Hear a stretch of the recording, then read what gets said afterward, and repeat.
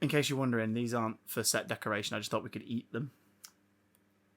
Our budget for food's very low.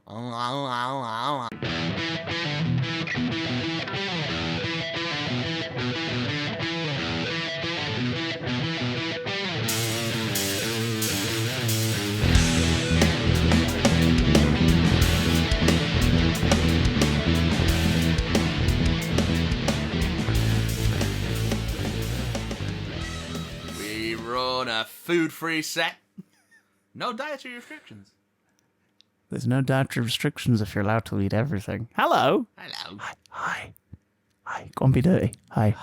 For everyone watching, they can see what we're doing, but everyone listening's like, oh, they're real close. They're real close. Your ear. I'm all over your face, neck, and chest. Hello. Hi, welcome back to Big Dama Pop Culture Podcast. Nerdy news, geeky gossip, shit we want to talk about. And boy, do we want to talk about shit this week. We've got some things we're going to touch on. But first, my name is Christopher Johnson.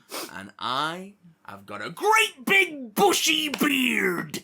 It's really hot. Welcome aboard, everybody. Hope you're well. Hope you're doing fine. Hope your legs are appropriately shaved or not. Basically, do whatever you want with them. Do whatever you want. Do whatever you want with your body. I think we should talk about something semi-topical first. What's that? Because semi-tropical. It's warm, isn't it? It's warm. It's fucking warm. If there's a slight hum in the soundtrack, it's because there's a fan on in the corner of the room because we need there to be one. Yeah. And no, I've got to say, I'm thankful this isn't a weekly show because 2 weeks ago we would have died. Yeah. During the heat wave, we would have to have recorded remotely with like fans in separate locations and like ice water trays and stuff. Like there would have been no way to record. I would have been recording from an ice bath. Can't video that, so I'd rub myself. Can't put that on YouTube. For those listening at home, without the visuals, I rubbed someone else who made that noise. But in our old show, we used to do a yearly roundup of a certain event, and in the last couple of years, that event didn't really happen, so we didn't really do it. And I feel like it's appropriate to do it considering it came back with a bang of sorts this year. Well, I'll tell you what. One thing that San Diego Comic-Con 2022 did better than other conventions, L.F.C.C. Oh, God. Star Wars Celebration, is that they actually had like a really strict vaccine and mask mandate. Yeah. And people stuck to it. There was news of people like in Hall H and stuff once they were in there like sitting down just like dropping their masks. But you could excuse that for if they had a drink and stuff, like, fine, You whatever. could excuse it, but, I mean, it's... Yeah, however, a lot of comic book creators and filmmakers and actors and whatnot that attended have spoken quite openly in the last week or so about the fact that they've not contracted COVID, having tested for a week afterwards. Yeah. So, measures being taken... The chain of transmission has been broken. For the biggest Comic-Con event worldwide, globally, of the year... returning, good on them. They did it the right way, I think. Someone has to, don't they? But and announcements seem to come back thick and fast. We had some decent stuff. What stood out to you, dear boyo? And why was it the Chucky Season 2 trailer? No. Which looks fucking incredible. For me, it was getting beaten violently around the face, head, and neck with the Clerks 3 marketing. Clerks 3 looks like fun. Like, seeing Jeff Anderson do press is very enjoyable. It makes my heart sore. No, it was just being beaten violently until bruised by Marvel going, we're going to dominate cinema for the next 6 years. We're going to do it. Here it is. Here's how we're going to do it. These are all the days we're going to do it on. This is what we're going to do it with. Well, and I'm going to hit you with this, and I'm going to hit you with this, and we're doing TV as well. Hey, I'm going to hit you with this. True, but to be fair, they only threatened us with content till 2025. All right, fine. So that's 3 years, which, if anything, makes it more frightening how much there is. 3 densely packed years. 3 years so densely packed they could collapse in upon themselves and create a black hole, therefore sucking in everything around it and ending the world as we know it. To be honest, as soon as you got to sucking, it sounded kind of hot. We have a date. Next November, we get Blade. I am very happy about that. They're going into production like now. It's one of those. I like all the Marvel stuff, but It's a lot.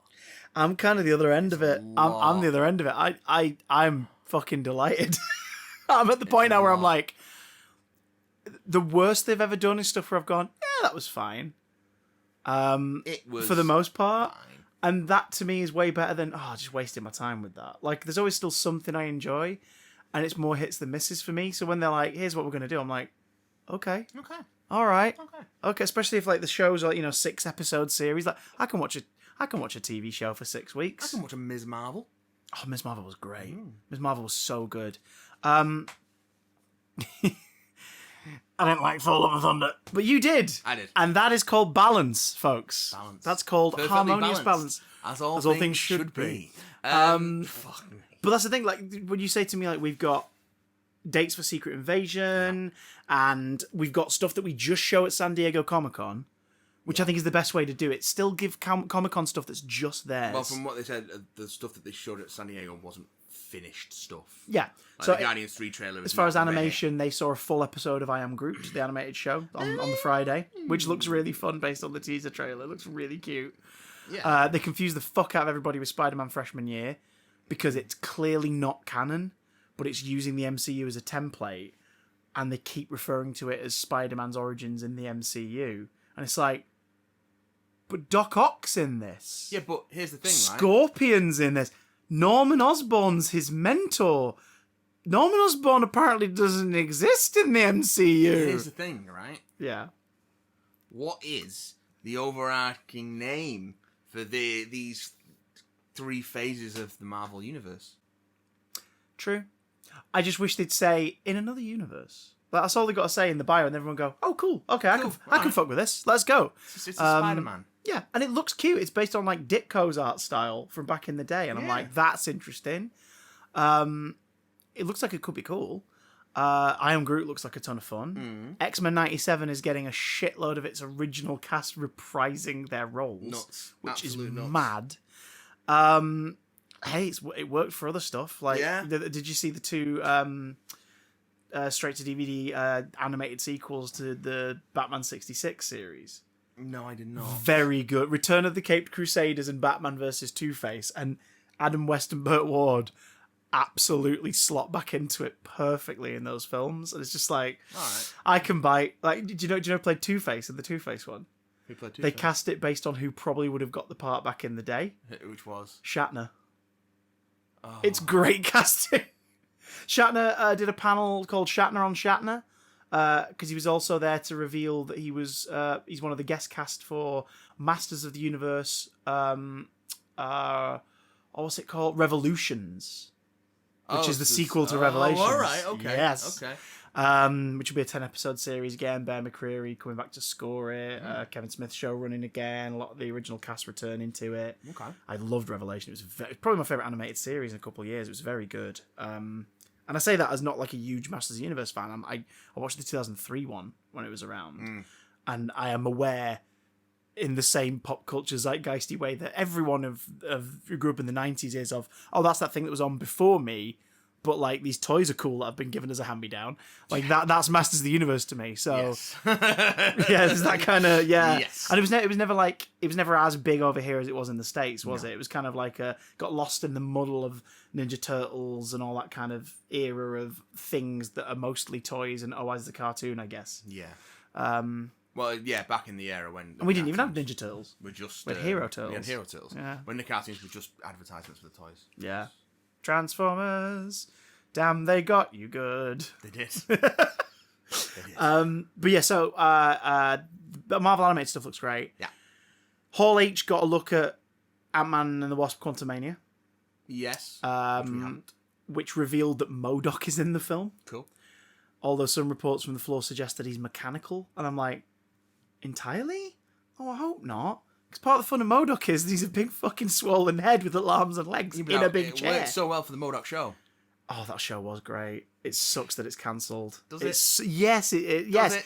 Did you finish the first series? No. It ends. I didn't it like ends it. on a cliffhanger that gives a different setting for series 2. And it was like, oh my god, I'm all here for this. Yeah, and that's great, but I didn't like it, so I don't care. You just don't like John Hamm as Iron Man, and that makes you. I love John Hamm. He's like crack. He's like, crack! But yeah, MODOK in Ant-Man and the Wasp. Jonathan Majors made his debut as Kang in the trailer, with apparently Ant-Man sort of like threatens him. He says like, I'll stop you, I'm an Avenger. And he goes, you're an Avenger? Have I killed you yet? And it's like, all right. Oh, okay. Right. The comedy threequel is the one that's going to set the stakes of this whole like cinematic era for the films. Okay, And we got cool. Cassie Lang. Again, that whole thing feels really weird. The recasting of Cassie Lang. It does feel weird. Because it seems that apparently it was based more on... it's not who Peyton Reed and the Ant-Man team would have cast in Endgame, like when she was cast. Yeah. But what's shitty was the fact that the Endgame actor, she found out from social media when the part had been recast before she found out that she wasn't coming back. That's real shitty. Who's playing her looks fun, though. She looks cool. It's Catherine Newton, isn't it? Yeah, and the promo art released at the event shows her very blatantly in an Ant-Man sort of suit that's reminiscent of the colour scheme of Stature. Yeah. So it's like, okay, Cassie's going to be getting up to stuff. Based on things David DeSmelchin said at Fat Man on Batman during San Diego Comic-Con, it appears that team, or at least everyone except for Louise, isn't in it. Okay. He alluded to looking forward to seeing what they've come up with, and it's like, oh, that sucks, because like that team of characters is part of the fun of those movies. Bill Murray made his debut as well in the trailer, playing someone in the quantum realm. He's like a king of a kingdom or something, who I think is based on a character, but I can't remember which one. Milbury. And he and Janet have history, apparently. No. Discussed him. Oh. And Evangeline Lilly showed up looking like the Karen she's proving to be. I like her as an actor, but my God. I mean, we want to talk about problematic actors in Marvel projects. We've got the trailer for Wakanda Forever. Which is the most gorgeous trailer I've seen in years. It looks amazing. What a fucking example of filmmaking, like, through marketing. And we now know that they are just straight up killing off T'Challa in the MCU. Yeah, he is dead. He has passed away. A funeral procession in all white that looks like a celebration and not mourning. But holy shit, Angela Bassett's gets the one line read in the whole trailer. Powerful stuff. Yeah, love it. Namor. The life of Namor, and that again, the way the trailer was cut so well that the dude who was like in charge of the main edit for it, got notoriety on Twitter and people going, "Thank you." Yes, because it was just like this trailer is so beautifully put together. Yeah, and he did an interview, funnily enough, on Fat Man on Batman after Comic-Con. They got him on to talk to him about it, where he let them know that like Black Panther means a lot to him because it was the first like Disney thing he was brought in to work on when he was employed by them. Yeah. And on that project there, he met his wife. They now have a kid. And it's like, so Black Panther's very important to him. So when he was given the Wakanda Forever project, he was like, I am going to make this count. And I have watched that trailer probably about 10 times, if not more, in the last couple of weeks. It's very good. It's beautifully cut. And the bloody No Woman No Cry going into Kendrick Lamar and everything. It's just, it's tasty. It is tasty. That one shot of... See what they do from it. It's Atlantica in Marvel, right? It's Atlantis. Is Atlantica in DC? God knows. Oh God. No, but it's also Atlantis. Also DC. Atlantis, okay. Because it's that one shot of the Atlanteans on the bridge. It looks like in London, but like on a bridge. Yeah. And like forcing back a coin, she just drives the spear into the ground. The shot of like the blue Atlanteans climbing up the side of that ship and the Dora Milaje just drop it. Yeah. Good God, this looks gorgeous. Good Lord. It looks beautiful. Ironheart, get a bit of Riri Williams in there. Yeah, a bit of Ironheart. A little shot of Elliot Ross, and you go, oh shit, yeah, he was a character in the first one. Of course he should be in this one. Hi, Freeman's in this. Daniel Kaluuya confirmed that he's not in it, but it's just because it conflicted with the shooting dates for Nope. Which I need to see. Yeah, same. It's out later this week over here. I hope so. They've had it in the States for like a week or so. Yeah. Because I keep seeing reviews and going, oh, I want to... No, it's not on. Also, I'm not going to read anything about it until I've seen it. Same. I've tried to avoid it. Yeah. I turned into Lupita Nyong'o from Us then for a second. I have tried to avoid it. She looks amazing in the trailer for this as well. Holy shit. I want it. I want it. I want it in my life. And I hope Letitia Wright grows up a little bit and gains some awareness of her platform. Because of how important this is going to be. And she's probably going to be the next fucking Black Panther, isn't she? Let's be honest. Well, Queen Ramonda says, like, my whole family is gone. And there's a shot in this trailer of Shuri in a burning temple. I will say that Nakia should be Black Panther. Some of the Lego sets have leaked. Oh? Did they say Shuri for the Black Panther figure? Yep. Fine, okay. Because they did that in the comic. Yeah, but these are adaptations. You can change things. But we know the Lego sets can lie. That's true. One of the Infinity Saga Lego sets that came out around the time of Endgame was a Black Panther inspired one featuring like a spaceship that wasn't in the film. And it was just like, what is this? And you realise they're basing more stuff off concept art. Like there was a production so far in advance of the actual film. There was an Iron Patriot Hulkbuster armor. Yeah. In one of the Lego sets around the time of Endgame and stuff, and it's like, that's not in the film. And it's like, no, they're just throwing some shit out there, seeing what sticks.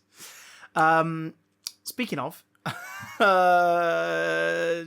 no, these things I'm excited for. She-Hulk second trailer made me very happy. Yeah, it's like the John Byrne and Dan Slott runs had a baby, and that makes me very happy in my soul. Looking forward to it. Oh God, what else? And I'm on a big Hulk binge at the minute. My most recent binge has been Immortal Hulk. Yeah, I've started to catch up on Immortal Hulk. It's now. so good. Yeah, it's so good. It's the most grotesque thing I've read from a Marvel book in forever. Body horror in it is just incredible. It's astounding. I've just started the Zemnu arc, so yeah. You remember Zemnu and the Magic Planet, right? Zemnu. You remember Zemnu? Remember how ice cream used to taste? Oh God, that's once you start saying that shit, you're like, where is this going? Yeah, it's very cool. And then the next issue, you're like, oh my God, the world is brainwashed. What is happening? It's so good. And it's just how to turn the member berries from South Park into a horror story. It's so good. But yeah, She-Hulk looks really, really fun. Echo, I'm surprisingly very excited for. I don't know why, because I think it's because when I look at Phase 5, I'm like, that's the only one where I'm like, I don't know what they're going to do with that. Yeah. And that alone makes me really excited. But the Phase 5 surprise, where they announced that the longest Disney Plus show so far, 18 episodes. That's a lot. Could be half hours though. Could be like 25-minute, half-hour episodes. But I'd be fine with that because it's 18-minute-long episodes. If you treat, it's the Tartakovsky Clone Wars. No. Oh God! If you treat that is a great miniseries, but I don't want this to be non-canon. If you treat this like a law procedural, this could be a lot of fun. Maybe that's the format. Daredevil Born Again. I've seen so many people going, "Oh my God!" So they're going to base it on Born. No, Series 3 of Daredevil was based on Born Again. Like they're just using the name. Like Age of Ultron had sod all to do with Age of Ultron. They're just using the name because it sounds good. But yeah, 18 episodes. And they've confirmed at the very least Charlie Cox and Vincent D'Onofrio are returning to play Daredevil and Kingpin. Give us Foggy and Karen and please and Vanessa, and I'll be very, very happy. With Daredevil showing up apparently in Echo, that's still not confirmed yet. And in She-Hulk. It is yellow and red. Interesting. And then we get to Phase 6, of which we don't know anything bar 3 releases. The opening movie of Phase 6. Fantastic Four. Don't need no more. Hey! God, that suggests that they've found a director. Yeah. And they're just not ready to announce it. But D23 is yet to come this year as well. True. One of the last movies of Phase 6 will be Avengers: The Kang Dynasty. Again, borrowing a name from a story arc. Probably won't be exactly the same as that story arc, but like it shows that Kang is a major player who may be leading into something else entirely, because same year, 2 films later, I think it's 3 films that year based on the slate. Yeah. Same year, 2 films later, Avengers: Secret Wars.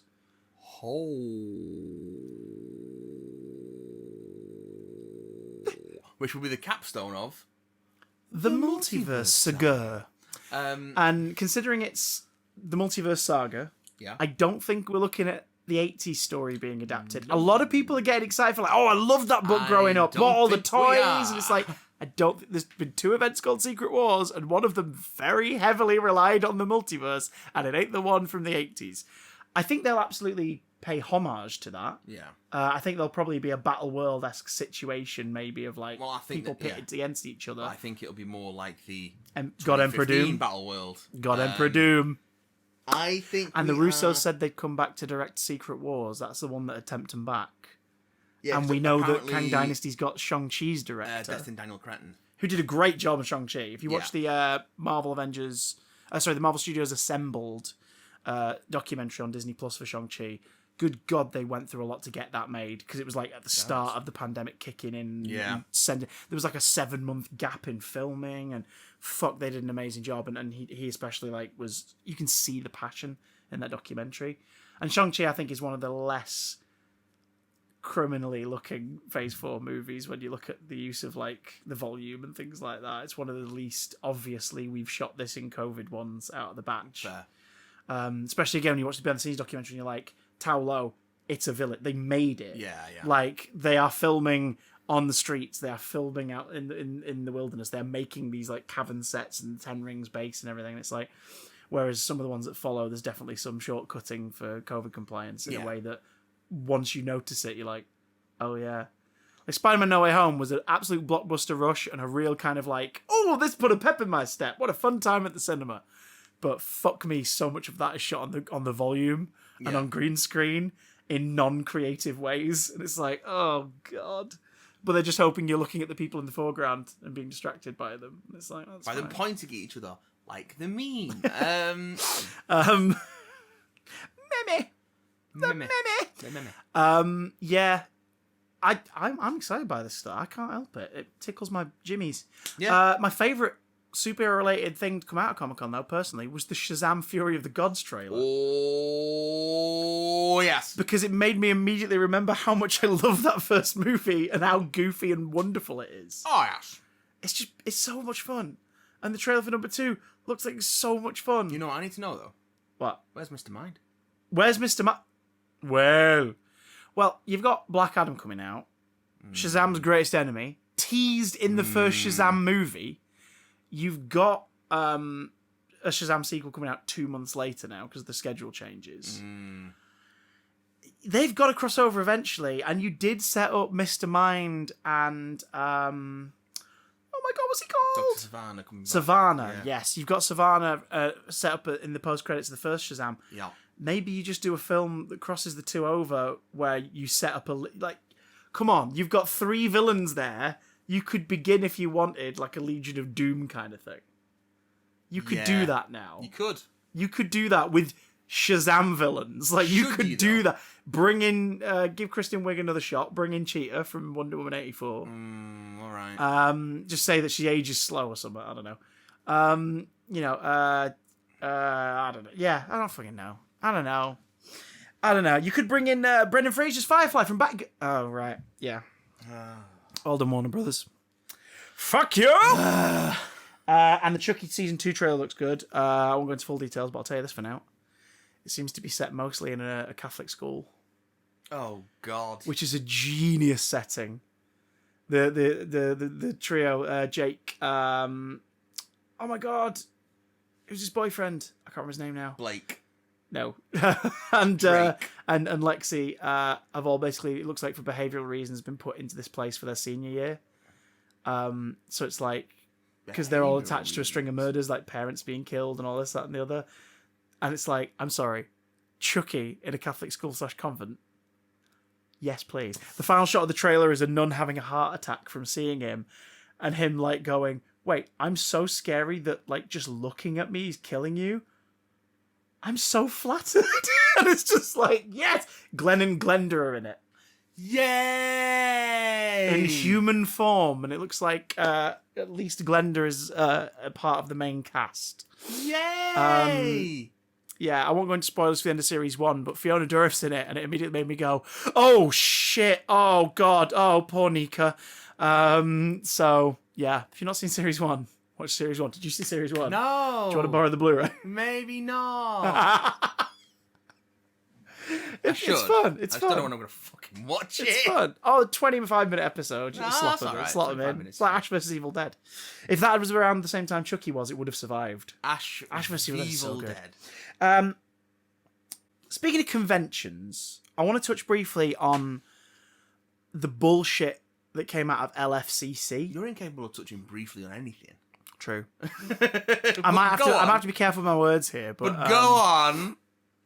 Did you hear about the Joseph Quinn incidents at L.F.C.C? Yes, I did. This isn't exclusive to Joseph Quinn. Sucks. It's not exclusive to him. No, but he just luckily, unfortunately, was high profile enough this year for people to notice this stuff. And because when stuff like this happens, because it does happen, you get the string of previous stories recounted on Twitter and such. So our old show had an entire episode dedicated to the treatment of Jenna Coleman at an L.F.C.C. event, and the stories we got in the comments for the YouTube video version of that. I was part of a group of chums, who went to L.F.C.C. every year pretty much from 2009 to 2015. 2015 was the year that several of us, me and my wife included, went, nope, we're done. We can't do this anymore. Done with this. Because prices for things were creeping up.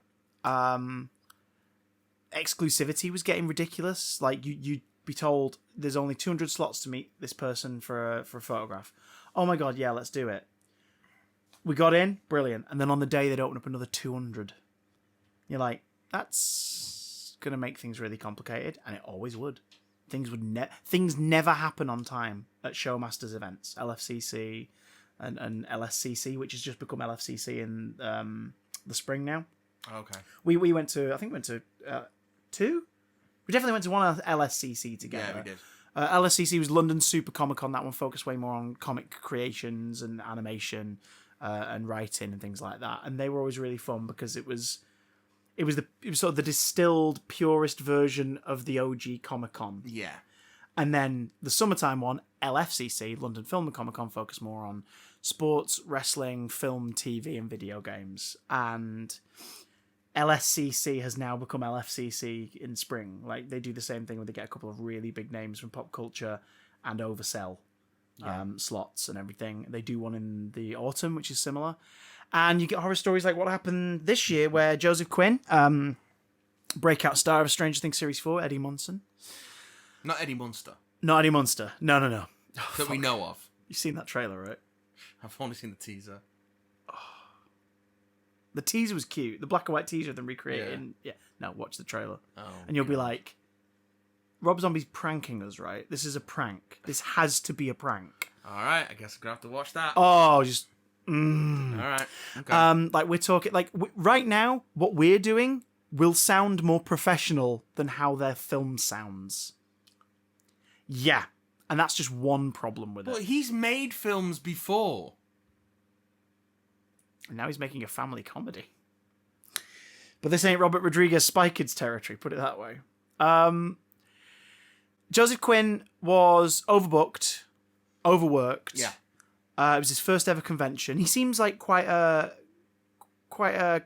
shy guy when you see him in interviews. He's not He's not Eddie Munson. Coat and the mask, like like no, like Mario. No, right? Yeah. No, he's a shy guy. No, yeah. No, he's the kind of guy who'd go bloop bloop bloop down a tube to hide, get peace and quiet. Like you see him in interviews, he seems like he's not someone who's going, yes, I'm amazing, everyone tell me. He's not Eddie Munson. He's not Eddie Munson. Yeah. He's not loud. He's not big. He's not brash. It's almost like he's an actor. Yeah, in a way. And for him to do this first Comic-Con and be the breakout star of a show a few weeks before, and for Showmasters to go, great. Prices went up. Yeah. The amount of tickets sold for him on the day went up. Yeah. It got to the point where, again, it's his first convention, so people are coming up to get stuff signed, and he's taking a moment to have a chat with them. And the staff are going, no, hurry up, come on. After like 10 seconds. Yeah. Because, of course, the way they're doing it is their boss have told them, keep it moving along. The more we move along, the more money is made. Do not let them dawdle.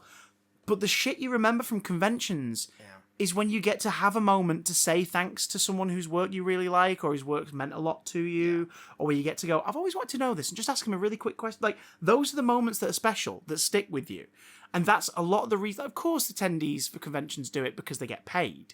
But the reason they like doing it is because they get to have that moment to sort of interact with people who are the reason they're making money that day, but also, like, have a career. Yeah. Like, they have a career because these people watch their stuff and have responded great to their stuff. So for them to have that little moment is lovely for them. I'm sure there'll be cynical con attendees who John are just Delancey. in it, who are just in it for the cash. Like, of course they will. But Joseph Quinn, it was his first time. And it took, and this is where it went viral, it took a fan going up to ask a question at the Q&A on his second day, who then went, I'm not actually here to ask a question. I just want to say we've heard about stuff that went down yesterday. And we want to say thank you so much for coming back today and being here. Because you mean so much to us, and what your portrayal in that show and everything, it spoke to a lot of people. And you shouldn't feel shitty because of this. Like, this shouldn't have happened. And we're really sorry. And we hope that you'll, still want to attend events in the future and meet fans and stuff. And you can see him, he's just listening properly and he's crying. No. Because it's like, it must have felt like such a psychological relief for someone to say what everyone was thinking. Do you know what I mean? And reach out in that moment. It's very quiet part out loud. But it's nuts, and it's made me wonder, like, does the convention need to be reassessed? Because it has become very much money. Like San Diego Comic-Con sounds like... Though, true. But like San Diego Comic-Con this year sounds like they tried to create the safest environment imaginable. And they always made sure there's stuff that's exclusive to people there. Yeah. But they also go, everyone who couldn't attend, we want you to feel part of it. So here's some stuff we have planned to release to you as well online and show the world. Like, that feels a lot more like it's thinking about everyone involved. Yeah. Even if it is a business, it's to make money and promote projects and films. It's about making everyone who attends and who wants to be there and who will order stuff online who can't be there and all this stuff feel included. Whereas I feel the UK convention, the big UK conventions maybe, it's just cattle. They just think of everyone as cattle. It's gross. We've got horror stories. We've got absolute horror stories from that last couple of years. It's not surprising, is it? No. Because that's it. That's the commodification of pop culture. Which, pop culture is really only, I suppose, so prevalent and so all-consuming because of its commodification. So it's a sort of Ouroboros of consumerism. It's consumer robberism. Consumer robberism. It's as soon as you can start making money out of something, then it's going to get driven into the ground so people can make the most money of it, which means inevitably the quality is going to drop because at some point it becomes less about the quality of the experience and more about how much profit that they can make from it. That's just the way our society is built right now, and it. Well, society sucks. can fuck off. It sucks, but it doesn't surprise me at all. Yeah, and that's the sad thing, I suppose. Sucks balls, boy. Sucks balls. The ball boy. Ball boy. Sucks the ball boy. Sucking off. No, let's not. No. Disgusting. I've seen Wimbledon. That doesn't happen. Speaking of disgusting. Paul Bettany's finest moment. You read the wrong one. Speaking of disgusting, what shit have you read and absorbed since we last spoke on here, sir? What new things do you want to bring to the table? Absolutely nothing. Really? Because I have a small child. That's very true. That is very, very, very true. I can't do anything. Well, when I popped round to yours last week, you were elbow deep in The Legend of Zelda 2? Yeah, I've been playing a little bit of that. It's good. It's just really hard.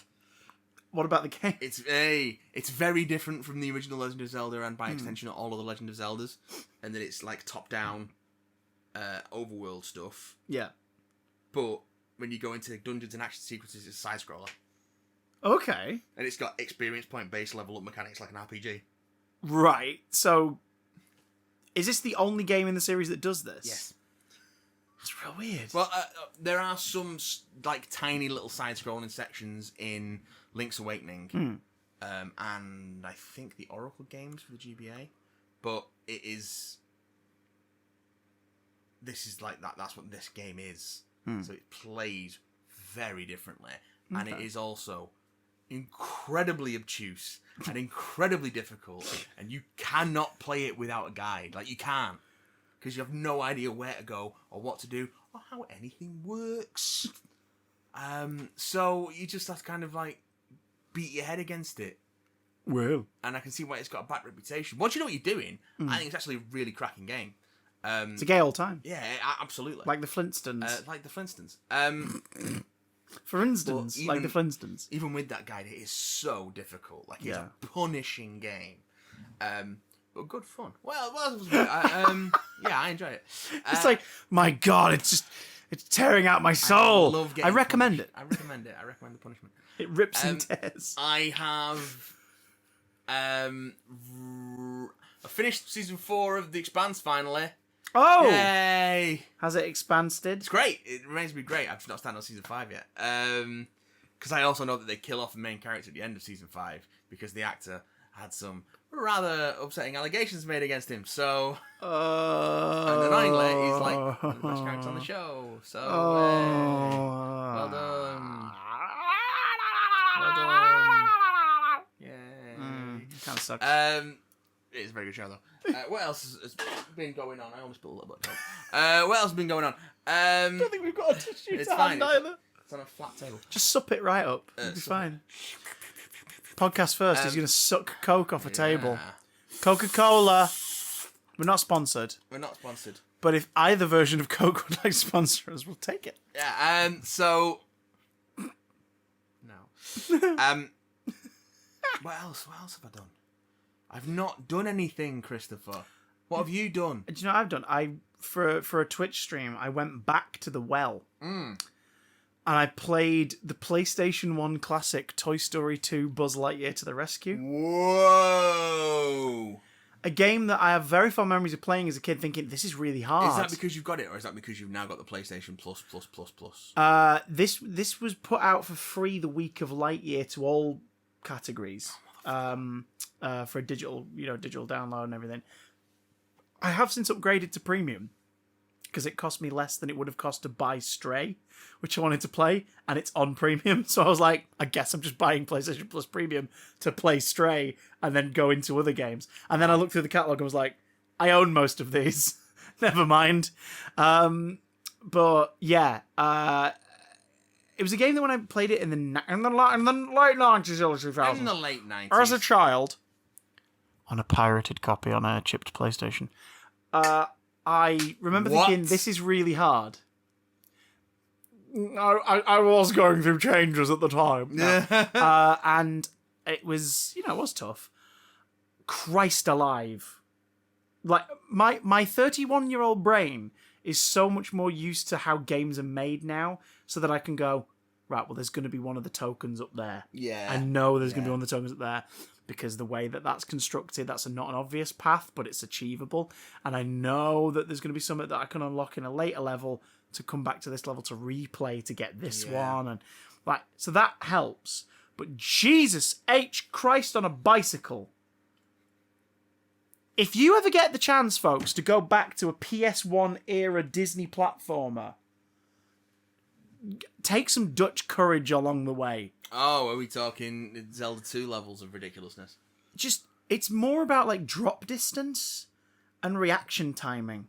Because, of course, controllers are so intuitive now. Yeah. Like, great example. There's a PlayStation 4 in this room. I played Fortnite on here the other day, and just trying to target with a sniper with the R stick was, it was fine. But reaction time, it doesn't feel like there's a delay. There's a PlayStation 5 in my office. I played Fortnite on stream on PlayStation 5 the other night. And the difference in just the smoothness of movement and reaction between that generation is so noticeable once you try it. You're like, God damn. Now imagine that 4 generations prior, and with, it's not tank controls, but what's the one where like you can't turn the camera sideways as you go. It doesn't just automatically happen. But because it was made for the PS1, it was made so that people who had the first controller, not just the first DualShock controller, could play it. So the camera's not the right stick. the camera's the L2 and R2 triggers. Oh. And it doesn't always work because if there's a physical item or part of the scenery next to you in the game, it stops the camera moving. No, I don't like that at all. So, like, some risky jumps are based purely on luck because you can't square the camera up to see where you are. You want to talk about weird 3D game cameras? You know what you should really go back and play? Star Fox. The first Tomb Raider. Same kind of thing. It's that whereas Buzz just sort of turns, Lara does the little sidestep and gets into position. Yeah, same kind of. I can't remember what that's called. It's not tank controls. Tank controls is where you use both sticks to move. It's just the way that the camera works in those games because it took a lot of teething issues to get cameras working in 3D platformers. That was a big thing for. That's why so many of them were more linear. Like your old Crash Bandicoots are either sideways or like the 3D worlds it's not where you're moving 3D backwards, game, forwards, or yeah. But it was Super Mario 64 is widely regarded to be the one that was pioneer. the first to crack it, and even that has not aged particularly well. Although we all still have nightmares about pianos trying to eat us, so it definitely made a mark. No, thank you. Don't need that. Don't need that in my life. Horrifying. But yeah, going back to that well after all this time is. Yeah. And what's hilarious is like it rewards you if you finish certain objectives in the level, especially if you beat the bosses. It gives you a bonus video, and that bonus video is just the next part of the film. You just watch clips from the film. And it took me back to, like, do you remember when games of that era did that? Movie tie-in games. And that was such a cool thing. Because home video releases were anywhere between a year and 2 years after the theatrical release. Yeah. So to have the game and be able to watch sections of the film in the game was like, oh my god, I'm watching Toy Story 2 in a 240p resolution. Do you remember the very first Lego Star Wars game? Yes. Which was the prequel trilogy. Yes. And had an episode 3 set of levels before episode 3 came out at the cinema. Yes. Yes. And back in the day, they didn't give a shit about that, really. No. They went, well, no one's going to get the film experience from this. Because it was just...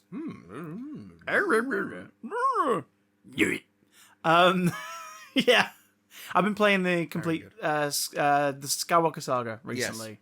Yes. Very funny. They find jokes in places you wouldn't think. You go, God damn it, that works really well. Are you playing it with the speech turned off? No, I'm playing it with the speech on, and it's kind of like they've got these incredible voice actors, some from the films, some from like the Clone Wars animated series, expanded projects, expanded media, playing these roles, and they're just saying the lines from the films. Yeah. Very rarely are there deviations, and it's sort of like, what's the point then? Like, what is the point? Just use the original dialogue if you're going to do that. I imagine that is probably better than what they did for some of the previous licensed LEGO games, where they just pulled the lines from the films. Often in very awkward ways. The Harry Potter ones did that, didn't they? I think. Lord of the Rings ones did that. Yeah. That was weird, very bad. The Jurassic World one did it, and it was awful. I think that's the worst of the Lego movie tie-in games. The Lego Jurassic World. Yeah. There's just too much to do with very little characters and world to base it off of. Pirates do that? Or was Pirates is bad. It doesn't use the vocals. I think it's still mumblecore. Okay.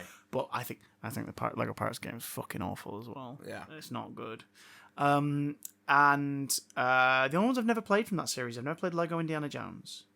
I played... Or The Adventure Continues, which was just Crystal Skull and some extra levels. I played the first Lego Indy a little bit. It's fine. I never played Lego Hobbit. Technically, no one ever completely played Lego Hobbit. Well, yeah. Because they never released the third film. Yeah, I've not played Lego The Hobbit, because it's The Hobbit. Sorry. For those listening along at home, I just pulled Matthew on. I'm just drifting off. Good lord. Lego Batman 3 is the peak. Beyond Gotham is the best one. It introduces the open world stuff the best, but doesn't overwhelm you with it. Okay. And the amount of tasks feel achievable. Do you know how many blue Kyber bricks there are, which is like the gold brick equivalent in Lego Star Wars Complete Skywalker Saga or whatever it's called? 78,000. It's like 1,032, something like that. It's like, no, don't need this. Don't need this. That's too many. Combat's fun. They finally had combos and stuff, but don't need all that. That is too many. Although when Grievous and Obi-Wan face off in Revenge of the Sith, it's a dance battle. And then the boss fight. And the clone trooper that accompanied you is Commander Cody, because they're like, we know what you guys want. We know what you'd like. We're going to put Cody in this. Well, it is Commander Cody. Yeah, but he's not in the boss fight with Grievous. He's not fighting him, is he? That's true. So they're like, look, if we're going to give you a second character for this boss fight, we're going to give you Clone Wars nerds a little bit more. He's too busy planning to blow up Obi-Wan later on. True. No, he's not planning it. He executes Order 67 and they start like dancing or something. And he's like, wait, no, wrong one. 66. Order 66. Yeah. The Emperor voice actor's very good. He got a few extra lines in Revenge of the Sith, but not too many. Should we talk about what we came here to talk about then? Yeah. Because another thing I've been doing in prep for this week is watching a shitload of Edgar Wright movies. We ain't talking about these, but it's been real fun revisiting this batch. I've not watched this one yet, though. Sparks Brothers, still in the wrapper. Didn't get time before we recorded, but I'm looking forward to watching this one. But yeah, Last Night in Soho, Baby Driver, Scott Pilgrim versus the World. That's one of your favourite movies. It is. Touch It. I love Scott Pilgrim. Touch It in a way that Kieran Culkin touches all our hearts and funny bones in that movie. He's great. The whole cast are great in it.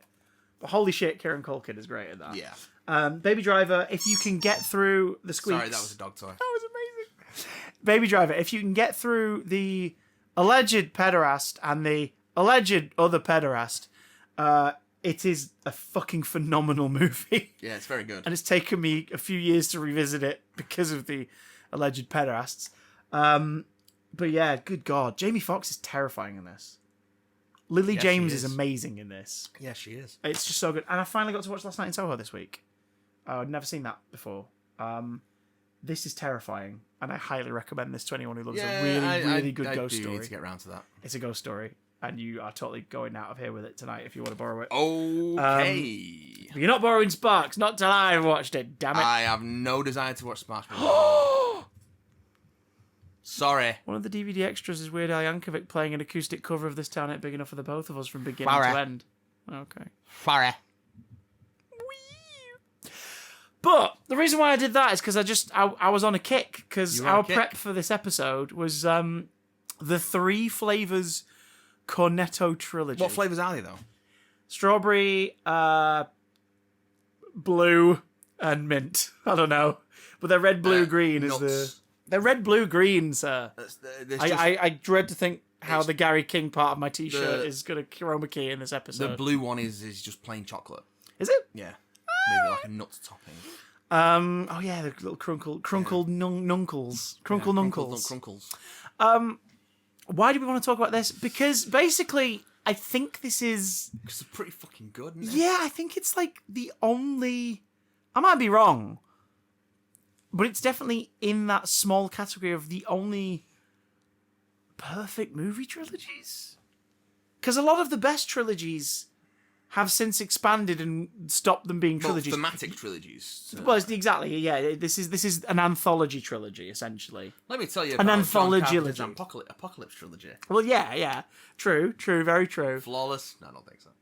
Very good, yes. Don't say I don't think so in front of Jordan Peele. Did you see that on Twitter? It was remarkable. Cartoonist Adam Ellis, Dear David's Adam Ellis, who has some fantastic cartoons but some fucking awful takes. He basically went out there and said he thinks that Jordan Peele's like 3 films are the greatest horror streak in history. No one's ever come close. And then people going, oh, what about like John Carpenter, for example? And he was like, fuck off, no. And he brought up the Rotten Tomatoes score. Oh God. For like films like The Thing and stuff as his barometer. And Jordan Peele responded and said, please put down the phone. It's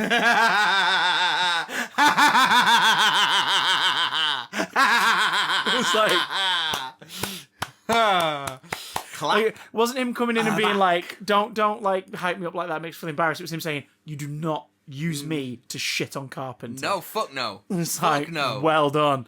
But the trilogies that were always considered classics, a lot of them aren't trilogies. You can't say the Star Wars trilogy. You use it to define which era of the movies, but there's 9 of them in that series now. It's not a trilogy. Indiana Jones is not a trilogy anymore. Like, Also, John not Wick perfect anyway. is soon to not be a trilogy anymore. Not be a trilogy. I'm down for it. I'm really fucking down for it. The 4 trailer does look really, really nice. The teaser trailer. There aren't many. Like the Lord of the Rings trilogy, sure. That is perfect. Sure, that is perfect. And it is a trilogy. It is a trilogy. There's a prequel series, but it isn't called Lord of the Rings, so it's a trilogy. This is one of the few that just fucking nails it. It does whilst nail it. also showing the growth of the filmmakers. Yes. As it goes, while keeping familiar elements in each one that just make you as a returning audience member like go, oh, I'm happy about this. This makes me smile. And that sort of resonate more in close proximity if you watch them all together. And can we talk about like how fucking diverse its recurring 2 leads are over the course of these 3 movies? Yeah. Like, Paul tried to replicate this by utilizing Simon Pegg and Nick Frost. Didn't work. Who were involved in like the storytelling. So I think Simon Pegg was like on like he was like one of the co-writers, whatever, for it. Yeah. As he was for all of this. And it's fine. Paul's fun, it's but fine, but it's not this. There's a British sensibility to these 3 Yeah. that is painfully absent in Paul, and that's kind of why these stand out. Like there's an American modern comedy movie sensibility to Paul that strips everything that made the British comedy sensibility of these away and makes you realise that that's why these work. These work because they are films that appeal worldwide, everywhere, but made by a Dorset lad. Do you know what I mean? Like, and that kind of, it shines because of it. I think you probably get it the most in Hot Fuzz. Because it filmed in Wells, where I grew up. It is. The chase route for the guy who nicks stuff from the supermarket is his walk to school. Brilliant. Like, amazing. But the great thing about Hot Fuzz his drama teacher, or it's either his drama teacher or his science teacher, is one of the town fate guys at the end in that shot. It's like that's how much of it based in his DNA that movie is. But what it does really well is it takes a very American genre, a couple of very American genres actually. The first 2 in particular of the 3, focus on stuff that like America's kind of owns. So it's like it's the buddy cop action movie, and it's a slasher movie, which are both very American. Oh, Hot Fuzz, yes, but dresses them in the most British dressing you can. Yeah. It's I Know What You Did Last Summer. Yeah. It's you know, I mean, for Christ's sake, it's Bad Boys. Yeah, it's Bad Boys. You ain't seen Bad Boys 2. It's Point Break. It's Point Break. Yeah, like the cast is. It's The Omen in one particularly memorable scene. The cast is very, very knowing as well. Yeah. Like Timothy Dalton, Edward Woodward. Everyone knows exactly what they're doing. Yeah, and they've sprinkled in people there that like. They know, but like Jim Broadbent is a worldwide known actor. Like he's been in so much stuff. So like even his casting, which fits perfectly here, is like, you know, the seemingly bubbly, chief constable of a local, police station, and everything. Wonderfully named Frank Butterman. Frank Butterman. Like that. Even that is conscious casting, because he fits the kind of rustic British, like, you know, west southeast kind of vibe, but he also is like someone that American audiences will go, oh god, yeah, he's from whatever, I love him in that, and they'll want to check it out, they'll want to see more. And then Timothy Dalton, obviously, and the amount of comedy actors that are just hidden throughout it. Alice Lowe, and freaking Olivia Colman, who at this point was mostly known for comedy shows and sketch shows. Kevin Eldon. Bill Bailey in a dual role, which in itself I think is a joke based on Shaun of the Dead, because you have the 2 biker zombies who people for years, I remember this, for years people were like, that's Bill Bailey. People were like, that's Bill Bailey, that. Because Dylan Moran in Shaun of the Dead, everyone was thinking of Black Books. Tamsin Greig has a cameo in Shaun of the Dead very briefly. So they were like, that's Bill Bailey. It's like, Bill Bailey isn't twins. Bailey isn't. Do you know what I mean? And it's true. Do you know what I mean? It's not. What are you fucking talking about? That's not Bill Bailey. Why would they superimpose a second Bill Bailey for a crowd shot? That's so I think the casting of him as 2 receptionists in Hot Fuzz has to be an in-joke. It's got to be an in-joke based on the internet spouting out this bullshit fact back in the 2000s. Because then the bikers, as far as I'm aware, aren't in Hot Fuzz anywhere, but they do show up in the World's End for a shot. The World's End has got a shitload of bit players from Shaun of the Dead hidden in it. Yep. Mary is next to Gary King in the circle at the beginning. It's like, wait, what? And the fact that there's a 7-8 year gap production wise between those two movies shows that Edgar Wright's gone, no, you guys are my lucky charms. I want you to be in this scene. I want you in the background of this scene. I want you. Yeah. It's so lovely and adds to that family feel. Certain actors recur, even if they're not a big part. Bill Nighy plays a prominent role in film 1 and 3, and he cameos in film 2. Yeah, like just there he is. Let's just, do you know what? Let's have a little point by point of each one. I think first of all we need to sort of establish the sort of the Edgar Wrightisms that are going to appear in all of these. Shaun of the Dead's the testing ground for it. Can this work? Yes. Spaced absolutely proved it. The only Edgar Wright film I've not seen, Fistful of Fingers, because you can't fucking find it anywhere.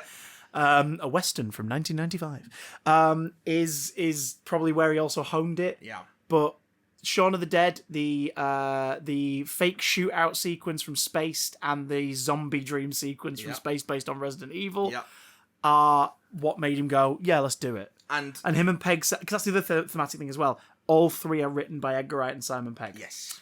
And in terms of the sort of what you can expect from these films, you can expect razor sharp editing, just like the tightest editing for mundane things. But for very mundane things, for the most part, and then as it goes on, it becomes a bit more like typically utilized. That also serve as narrative beats. Yes, you've got a lot of visual background motifs that feed into the themes and the narrative of the movies, particularly with foreshadowing and color themes, all that sorts of stuff. Foreshadowing. The pub crawl. Little hints just drop throughout Hot Fuzz. Tiny little hints that when you connect the dots later, you're like, oh god, yeah, of course. And the pub names or signs in the World's End spell out everything that's going to happen in a way where on your first watch you will never catch it. He's one of those filmmakers who tells you exactly what he's going to do and then does exactly that. But you might not have caught that he was going to tell you exactly what he was going to do. But then if you go back and watch it again, you know exactly what he's going to do. And it's so brilliantly executed. Fast, witty dialogue, very lovable idiot characters. Yeah. Yes. Yeah. Like out of your twosomes, there is always at least one. There's one lovable moron.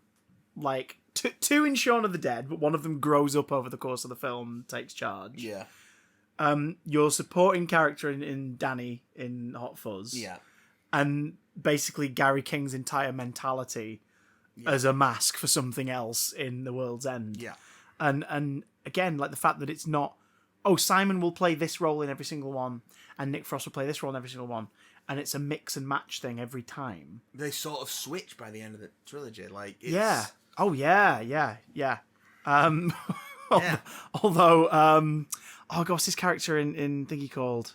Andy does regress slightly in The World's End to help save the day, essentially. Fucking amazing. Right, so let's talk Shaun. Yes, Shaun of the Dead, 2004. What was your exposure? We talk a lot more about this, by the way, in a commentary that's available to patrons right now. Patreon.com/BigDamnCast. You can listen to our Shaun of the Dead commentary right fucking now. And you can listen to our Hot Fuzz and The World's End commentaries in the next couple of weeks. So what are you waiting for? Subscribe for as little as £1. You get our Discord server. You can tickle our nipples. One of those is false. But the nipples. One of our nipples are false. No. One of us is wearing a prosthetic nipple. Yeah. And it's not even a good one. No. It's like a wooden peg. Like an old clothes peg. Like a Simon peg. Yeah. Star of Shaun of the Dead. So my exposure to this was DVD because I was 13 when it came out. Yeah, it was rental. I'd heard the buzz. I wanted it. I wanted to see it. And it was one of those movies where it was like, my stepmom's not big on horror films at all. My dad wanted to see this. I was like, can we get it? We bought it from, I think, Asda at Trafford. And like stepmom had, I think she was a teacher. I think she had like a teacher like night out. They were all going out for a meal or something end of term. So me and my dad watched Shaun of the Dead. Did what now? Cracked what out? And I was in love immediately. It was like I was that age where comedy stuff, and especially like punk rock comedy stuff, was kind of tickling my pickle. Like I was at the age where I'd finally watched all the Monty Python movies and was like, these are amazing and all this stuff. This became my instant new favorite movie for at least a year. Yeah. I can't undersell how much this movie backdoored me into getting into horror more as well. Yeah. I think it did that for a lot of people. Yeah. Like it's like if, you know, it's the movie equivalent of Red Dwarf, but horror instead of sci-fi. Like it's done with such love for the medium and such celebration for what came before it. I mean, even the name, for Christ's sake.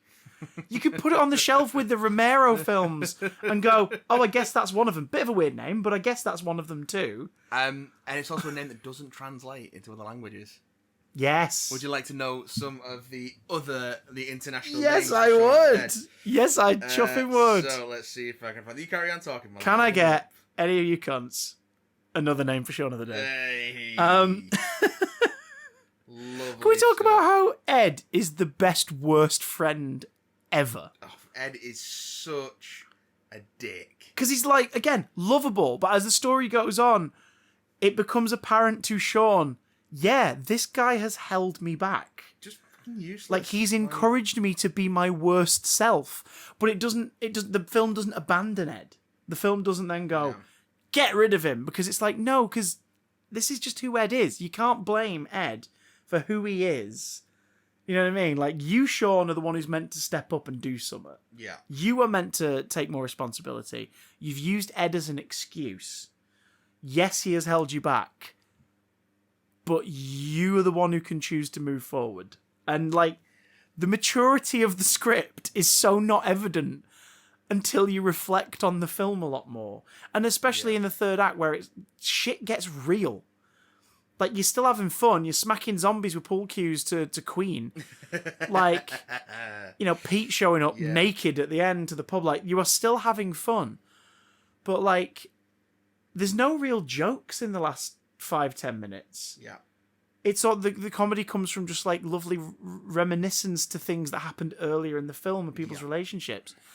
You know, the final gay and everything. Like, it's just... you know what I mean? The comedy just comes from the warmth of the relationships the film has made you invest in. Yeah. I think basically from the moment that, like, Barbara dies and, like, there's no fun to be had anymore. The fun is gone. Yeah. And it's quite right, because at that point it feels flat out like a horror movie. It's just so well done. So here's a couple of international titles for Shaun of the Dead. So in Russia, the pun doesn't translate. However, they decided to call it A Zombie Named Shaun. Okay. In which the character Shaun does not become a zombie. In Spain, it was released as Zombies Party.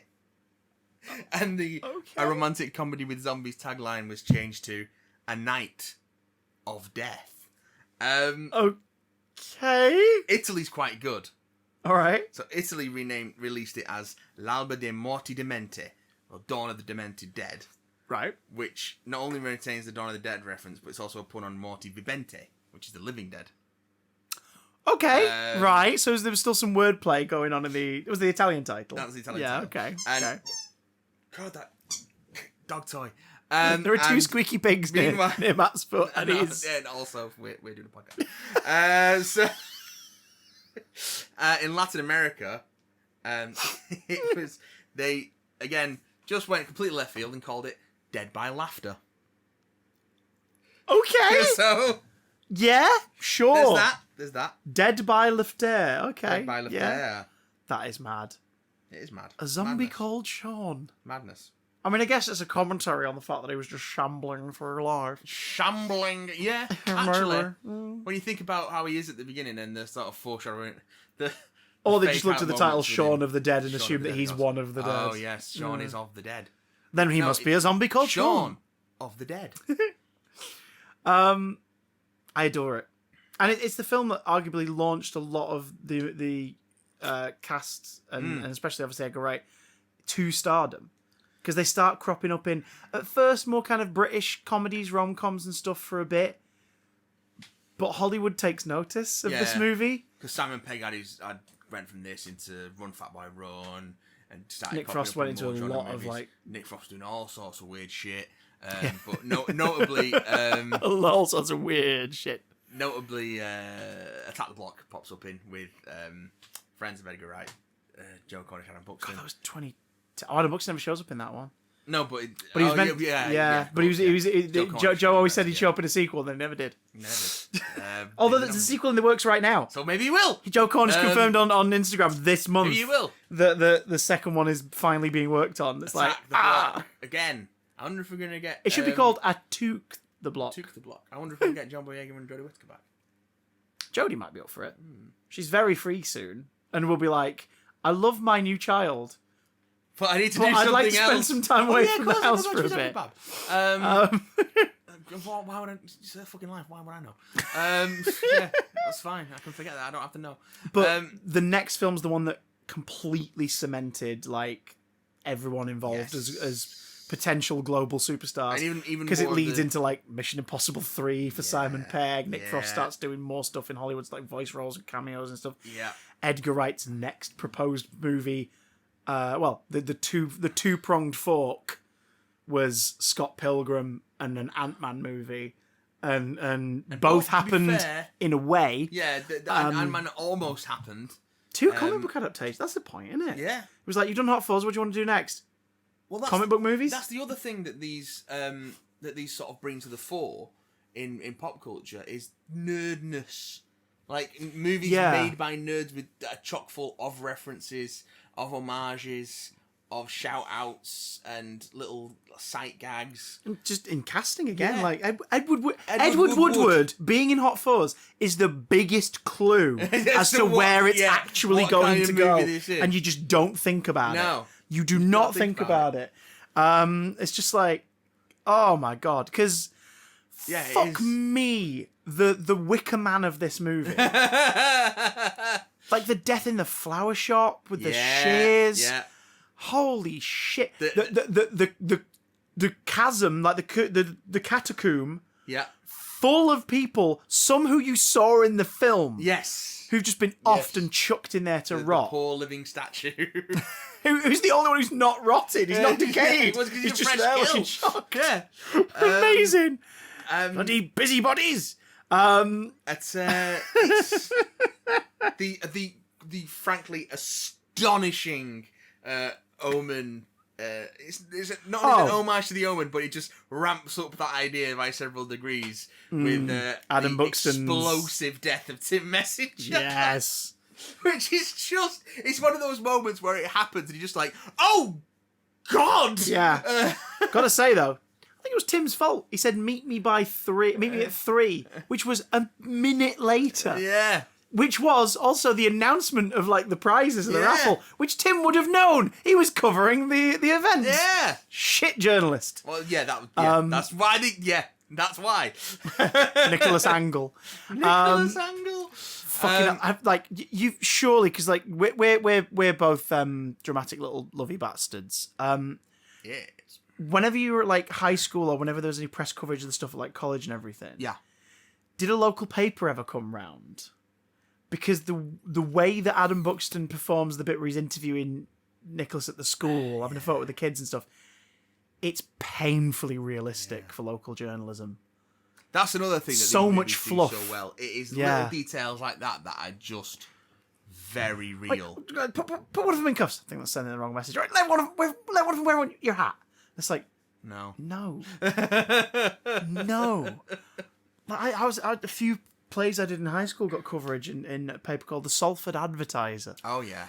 And just like the photos we do, they'd be like, oh, do this, that, the other, and you're like, I mean, I know I'm a teenager in high school, so everything makes me cringe, and I'm embarrassed by everything. But this is really making me cringe. This is embarrassing. So weird. It's just embarrassing. Oh, but like just, again, the observation is so well done. The the Amdram group, the fucking Amdram group, all that stuff. Okay, like it's bloody where is it now?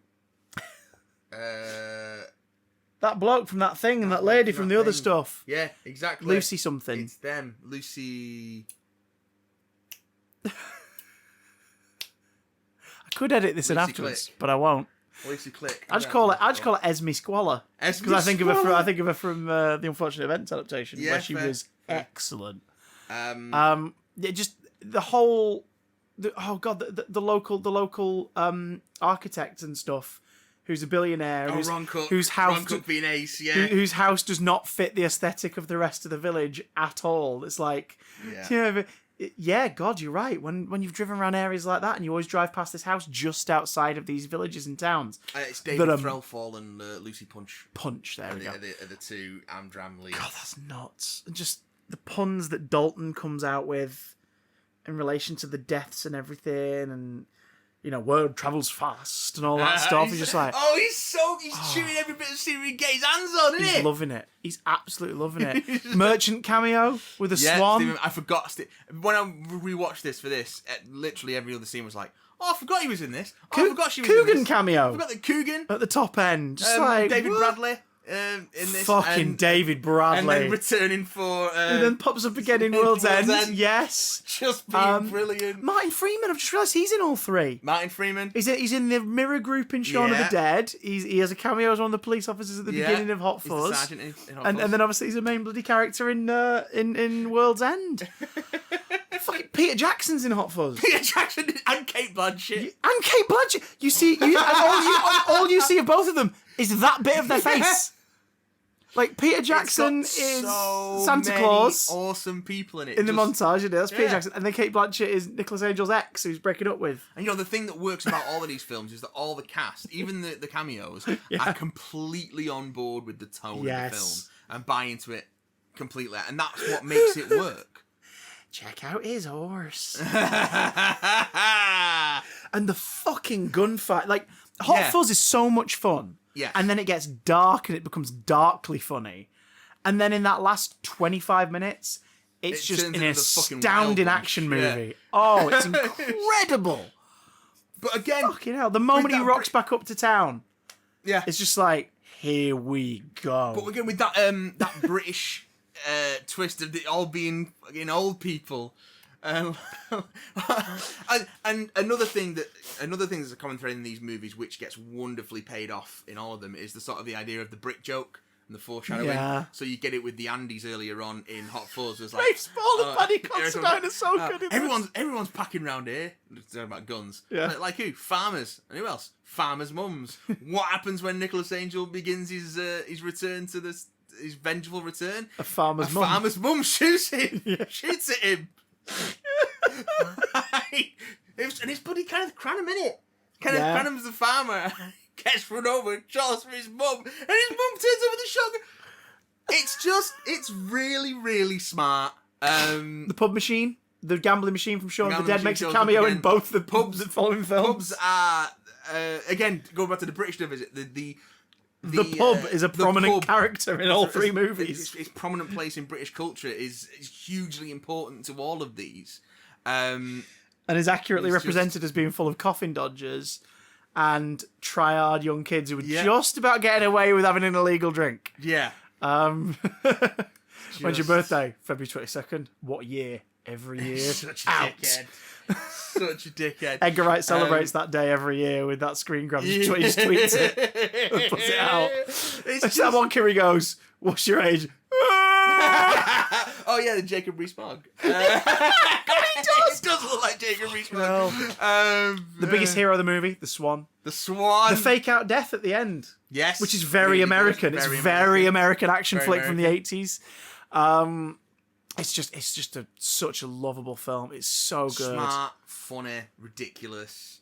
And the only 18 in the series. I think that's just for the violence of the last act, isn't it? Not even for the last act, just for Adam Buxton's head getting imploded. That's God. That is a gore moment worthy of like early Cronenberg. Yeah. Or fucking early Carpenter. Yeah. That's a Scanners level gore moment. It is. Good lord.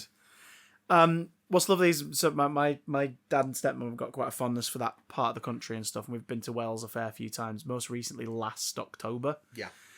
And it's just from me and my wife walking around Wales and being like, with this being one of our favourite films collectively, just walking around and being like, it's fucking weird now. Yeah. The older you get, the more surreal it is that it's like, shooting bit happens there, fountain was there, Swan was running around over there. Yeah. Like the shortcut we took from a car park into the town was, you mothers. Like, just mothers. And the payoff of the fence jumping gag throughout all three movies, you get three different versions of it. The fence jumping's all great. I love all three of these movies equally. Yeah. I think my love for one of them has grown a little more so the older I've gotten. Yeah. And it's The World's End. And it's easy to see why. It's the most assured of the three. I mean, it's post Scott Pilgrim, Edgar Wright. So you can he's directed the weirdest action of his career in this movie. So you can see the sort of skills he's picked up from working on a more CGI heavy, much more action oriented movie. The fights, you look at the difference in like the physical fight scenes in between Hot Fuzz and World's End, and it's just especially because it goes from gunplay to brawling. Yes, and the choreographer on this was one of Jackie Chan's team. Oh, ace! Yeah. Brilliant. But again, it's still very British. Which is why they've got they have a Drunken Master 2 homage, the bit where that really breaks out, and Andy finally like gets his hands dirty, and hulks. He does a Hulk. He does a Hulk. Instead of ripping a car apart, he just grabs two bar stools and starts twatting people with them. Throughout that scene, Gary, because of course in every pub, obviously it becomes obvious later on, but it's one of those things that once you notice it earlier, he always has a pint. Yeah. In that scene, he's trying to drink the entire fight. He's not getting involved in the fights, apart from like knocking people away from him. Oh God! Until Sam's threatened. Well, there's one bit at the bar where he does it, and someone knocks him, and it goes in the air, and he fucking catches as much of it as he can, moment, which is a Drunken Master 2 But it happens so fast, and it's edited so tightly that you can fit so much into each frame, and yet it still reads. It's such a especially that fight sequence, because it's a one-shot cheat as well. Yeah. There's like seven or eight cuts in it, but it's beautifully done. And match cuts from scene transitions. Even going back to Shaun of the Dead, where you got the match cut of the cricket bat. The cricket God. bat hit. It's. I just remember one of my favourite stupid jokes of Shaun of the Dead. It's like, was it? The zombie's still out there. What? No, not the letterbox one. Not the letterbox one. Sorry, no, they're still out there. Curtain. They just stood there. Yep. Yeah. It's like the most cartoony joke in the whole film. It's just like, of course they're fucking there. You can see the shadow on the curtain and everything. But yeah, like the way his skills have developed and solidified by The World's End. And again, leaning into that sort of trope that he loves of setting stuff up first. Yeah. And telling you what's going to happen. And it's most prominent in The World's End, where, as you say, the names of the pubs on the pub crawl literally tell you what is going to happen. And if the names don't, the signs do. The Good Companion is the one before the pub where suddenly Martin Freeman goes to the bathroom and comes back acting weird. Exactly. And the sign for the Good Companion is 5 faces, all gold and 1 blue. Yeah. And it's like, oh! And that's just before the pub where the switch happens. So it's like, oh, you bastards. Because it's setting up the idea of everyone's friends and it's all fine and we're getting on again. And then the next one of them's going to be different. And also the flashback that opens the film, again, tells you what's going to happen. Yeah. And tells you what members of the party... We lost thingy over here and this and the other. And when they're not... And it just... It's so tight. Gonna paint the town red. Yeah. Fucking did. Yeah. Like, my God. It's just wonderfully done. And again, great cast. Yeah. Incredible... oh my God. Incredible lead cast. Your 6 leads with Rosamund Pike, but like, your 6 your core five and whatnot. My God, it's like Eddie Marsan, it's Marsan, isn't it? Marsan, Eddie Marsan, Eddie Marsan, Paddy Considine, and Martin Freeman have not been part of this duology of the two leads. They fit right in. Yes. Yeah. You immediately buy it, but the relationship between Gary and Andy is very important. Yeah. In a way where it's like, it's still a Peg Frost vehicle. Yes. But in a different way. And it's one of those things of like two absolute best mates, two people who become best mates, two people who really should not be near each other anymore. Yeah. And it's because all three of them have this wonderful thing at their core of finding a balance between staying true to who you are but growing the fuck up. Yeah. And it's handled differently. And in one of them, it's more about like getting your life straight, pulling yourself out of a slump. Yep.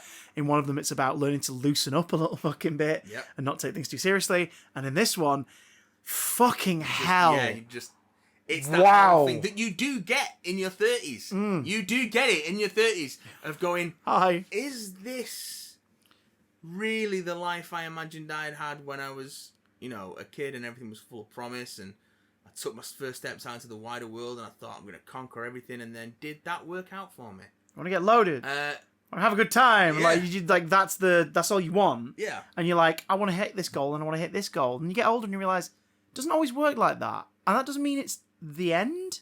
Like, the goals can still be achieved. But there's some people for who that they can't get past that. And that Gary King is the complete embodiment of it.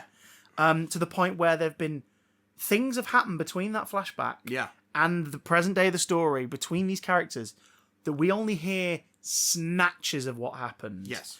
And it's because Gary just doesn't fucking remember because he doesn't really care. Yeah. Because it's not important. It's not about having a good time. Like the allusions to the, when Andy stopped drinking. Yeah. And why. And the more you learn about it, and you're just like, holy shit, Gary. The fact that you just went to him like, we're going to go and do it. We're going to do the world's end. We're going to get there this time. And it's just like, why would he ever want to talk to you again? How can you not know why he would never want to talk to you again after what you did? Selective memory. Mental, innit? It's just like, it's so well told. Because it's from Gary King's POV at first. Yes. That he's our lead in. And then the more you learn from the group, the more you're like, Gary's not a good person. Yeah. He's fucking hilarious. Peg's at his funniest in this. He is funny. He's absolutely the comedy lead in this, and he's so good. It's very quick, very the sort of the volleying sort of tennis match of the verbal tennis match that you get in a lot of Edgar Wright stuff is really, really pacey in this and snappy. Yeah. He's the embodiment of it. That's one of the most impressive things, particularly when you've got people, Paddy Considine, Mike Freeman, and Eddie Marsan, who haven't done. I mean, Paddy Considine has a more prominent role in Hot Fuzz, so has a bit more experience with that. Don't give me a twat now. Yeah. But certainly Mike Freeman and Eddie Marsan, who haven't sort of done the previous two, coming in and picking that ball up. Yeah. And just everyone just fits really nicely together. Just the side cast, like the people who don't really speak very much, but like the old bully and the marmalade sandwich and like fuck me, which is that's extra creepy because that's the first giveaway of how long this has maybe been going on, or like at the very least how artificial everything can be. Yeah, because there's one throwaway line of like middle thing of like, go back to like being you at your best, and then at the end you get the payoff of holy shit, there's the younger actors in the room with them. But like the first clue of that is that when you see the marmalade sandwich in the flashbacks, and then you see them in the present day, it's like that's the same actors. Yeah, they look exactly the same. Yeah, that's weird. It is weird. And then obviously later on, it's like, oh, that's why. Okay, you get your second Bond, and this one with Pierce Brosnan playing a Welsh school teacher, which I he's not in it for very long, but I adore Pierce Brosnan in this movie. He makes every second count. It's the Beehive, isn't it? Is the one when that happens. Well, that shit kicks off. Yes, because that's the whole thing of like you learn about the hive-like mentality of it all and becoming part of the where things get a bit mental. Oh god, just beautifully done, and the fact that like that's the scene where, like the brawl kicks off, and then as it wraps up, a fresh Brosnan just walks in with the teenagers from like 3 pubs ago. Yeah. And you're like, Oh shit! Yeah. The oh god, all of that stuff. The Michael Smiley, Nicholas Burns, Reece Shearsmith, David Bradley. David Bradley. You numpty. That's why I drink with this funny straw. Not so funny now, am I?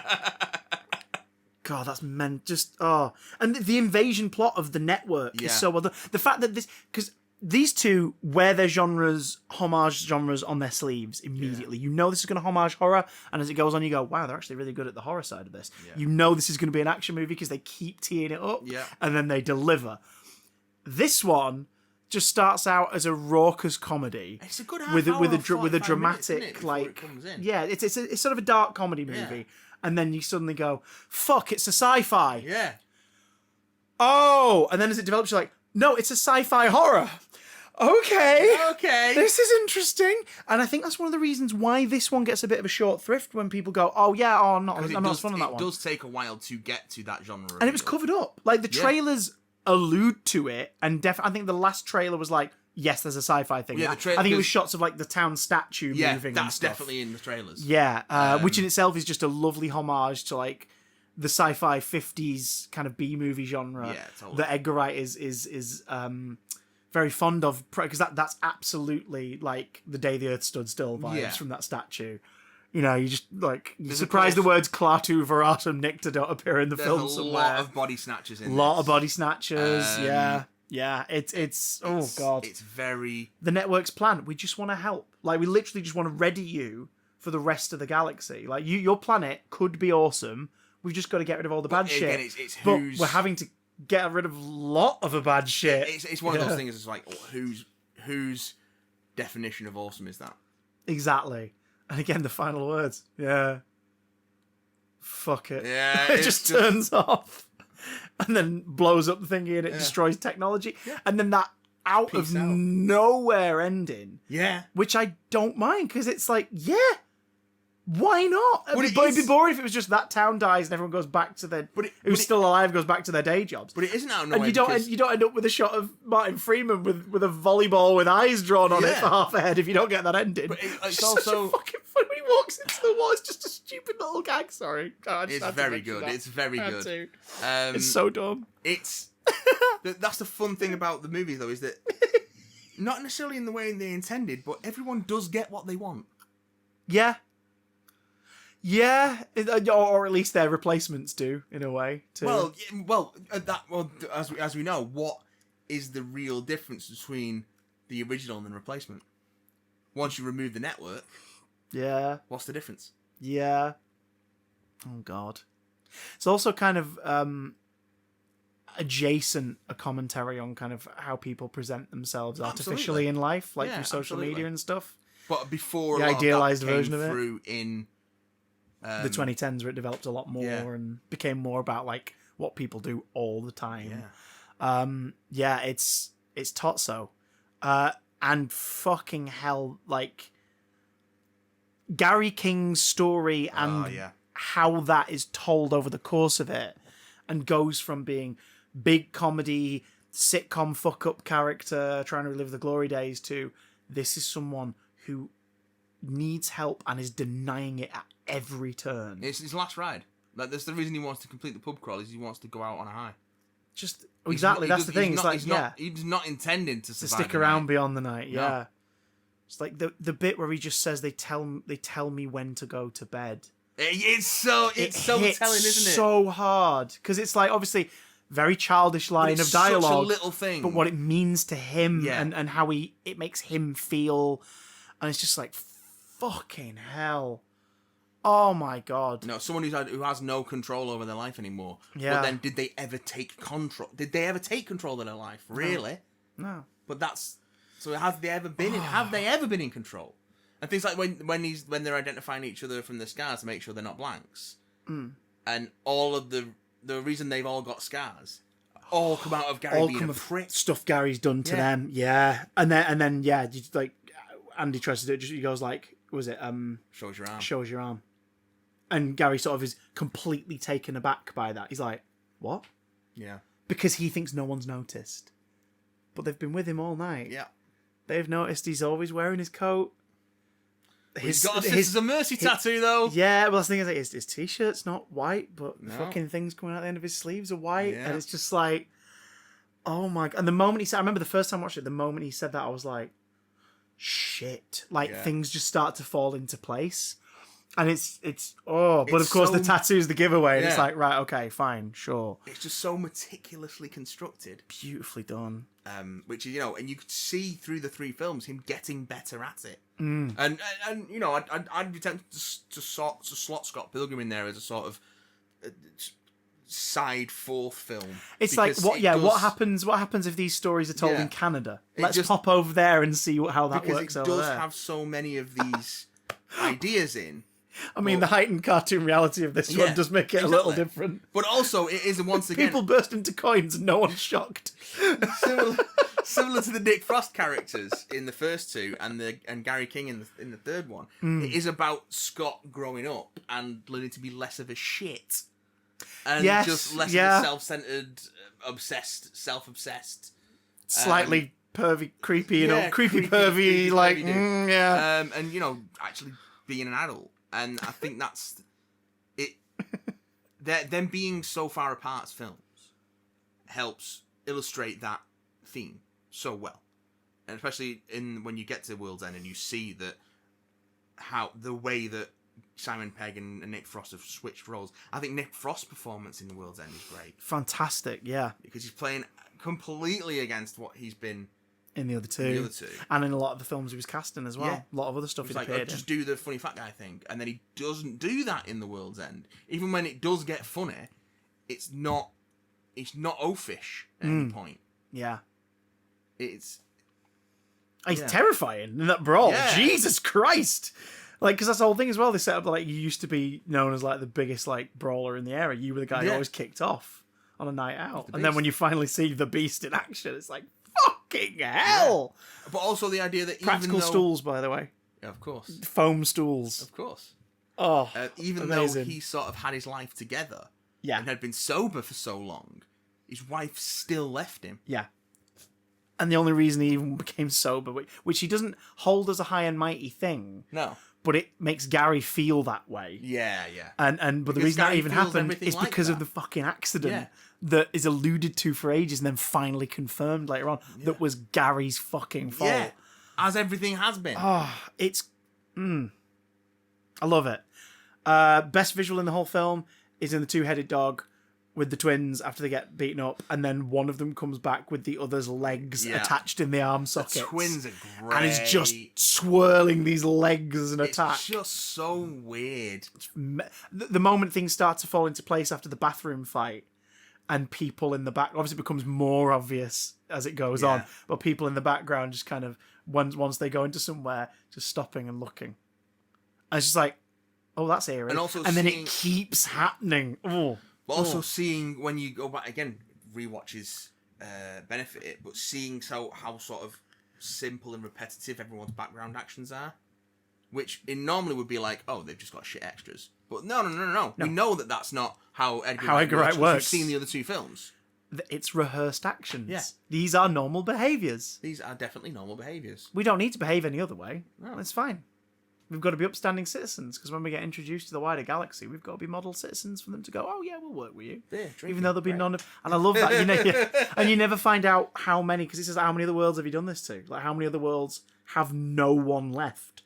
Yeah. Because you've just replaced them all. Although it does seem that that's not how it usually works, because it seems like they do it just a bit. Yeah. Whereas like this is like, well, we've had to replace 95% of this village's population, and it's not like, well, it seems like the problem is that's not usually what happens. Yeah. So it is, Earth is an outlier in this sense.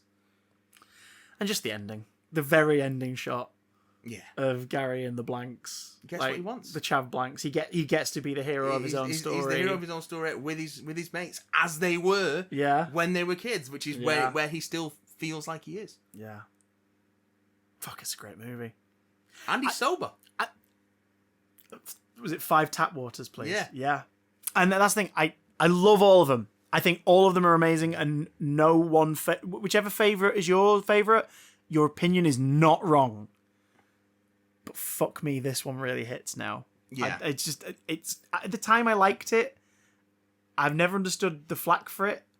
Now I'm like, no, this is my favourite of the three. Yeah, The World's End is really good. I think we're going to see a reappraisal of The World's End going forward. What have folks been saying in the email inbox? Because you can get in touch, bigdamcontact@gmail.com, about anything you want to bring up on the podcast. We're happy to chat about it, bring it up and fiddle with it with our pips and holes. That sounds wrong, but also right. Single hot take.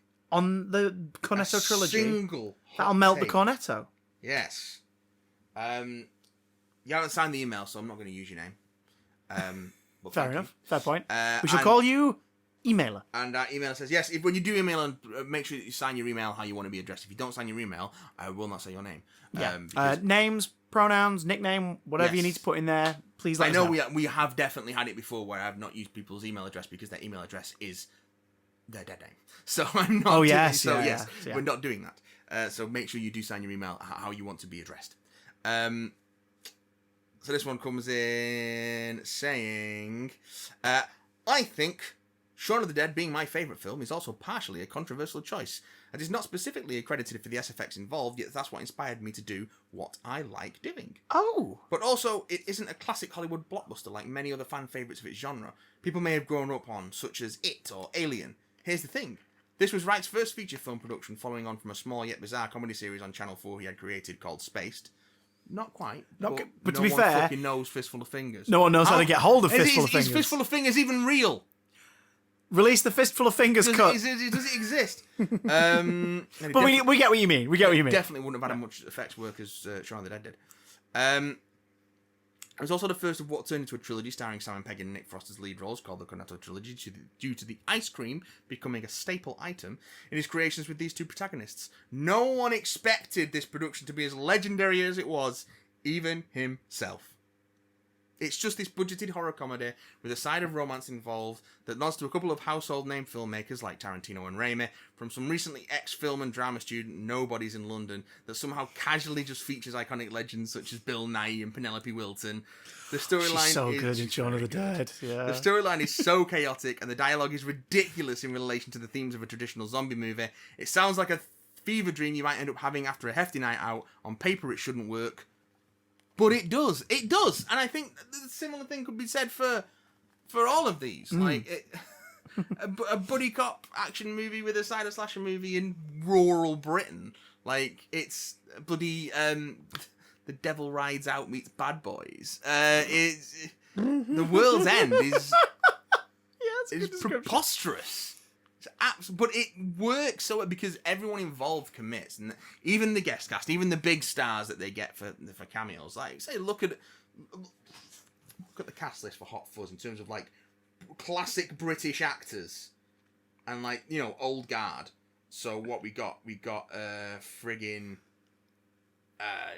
you've got Bill Nighy, the science guy. You got it's not him. Billy Whitelaw. Billy Whitelaw, Paul Freeman, like these like old school like British movie stars like fucking Timothy Dalton, Jim Broadbent, fucking Edward fucking Woodward, Anne Reid, Kenneth Branagh, like Anne Reid. It's just.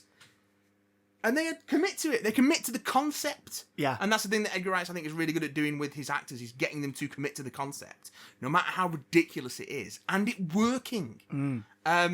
Because, and as silly as these films are, they are also have loads of excellent character work and have a lot to say about those characters and about relationships, particularly that sort of male friendship idea.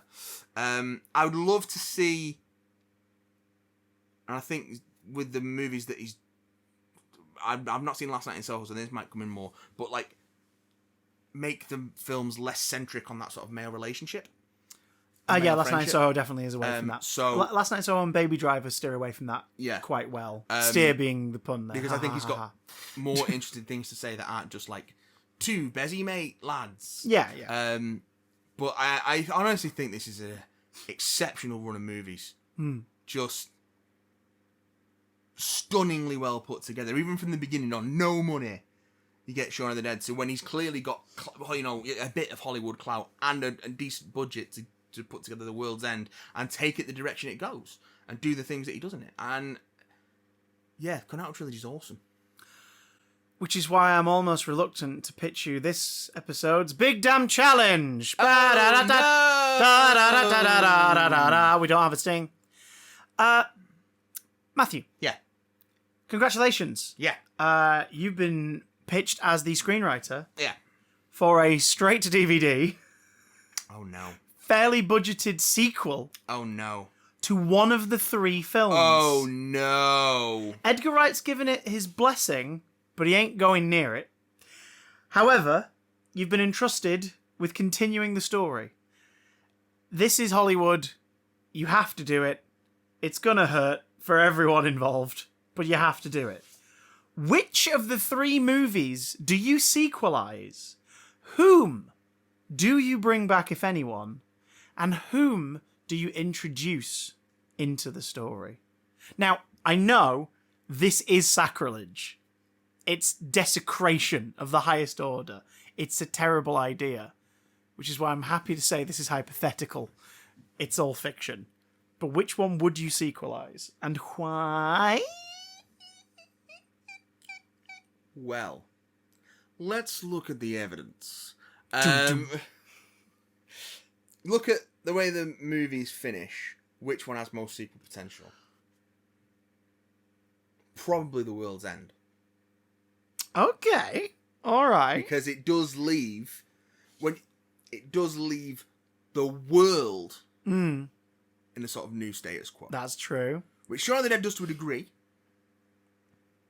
So I think there's potential there. However...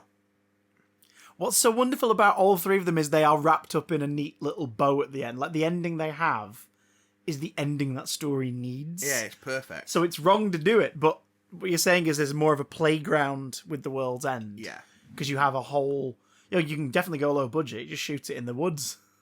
Yeah. In the woods, in car parks, in squatter spots, in old neighbourhoods. However... Yarp. I think we need to go back to the well. Oh, I. Who I? Not Wells. Oh, I. Not Hot Fuzz. Who are? I think out of the 3 of them, I think the Hot Fuzz has the least sequel potential. Okay. Really? Okay. Yes, because I think so much of the idea of the film is around Angel and Butterman sort of rubbing off on each other. And also teaching each other how to be better people. Which version did you watch? Yeah, the Frostpeg sanctioned slash version. Oh right, yeah. There's definitely homoerotic undertones in Hot Fuzz and I mean, they set it up as well with all the stuff about Point Break and whatnot as well. And his big stupid monkey. Do you really buy me a piece, Lily?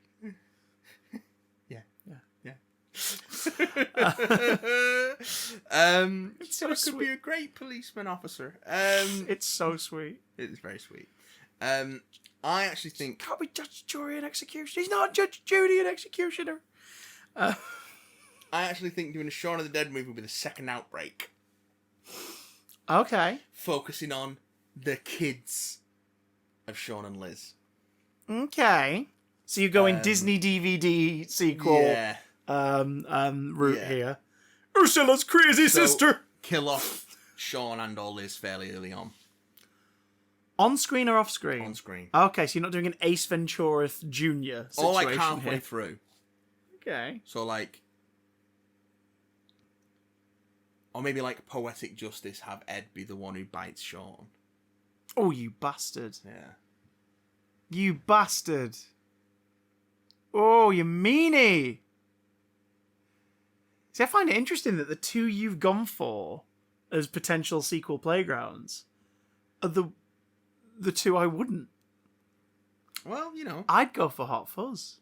I think Hot Fuzz... Because all you gotta do is have another village win the contest, other than Sanford, and have one little hint of, hang on. See, if I was gonna sequelize Hot Fuzz, I'd invert it.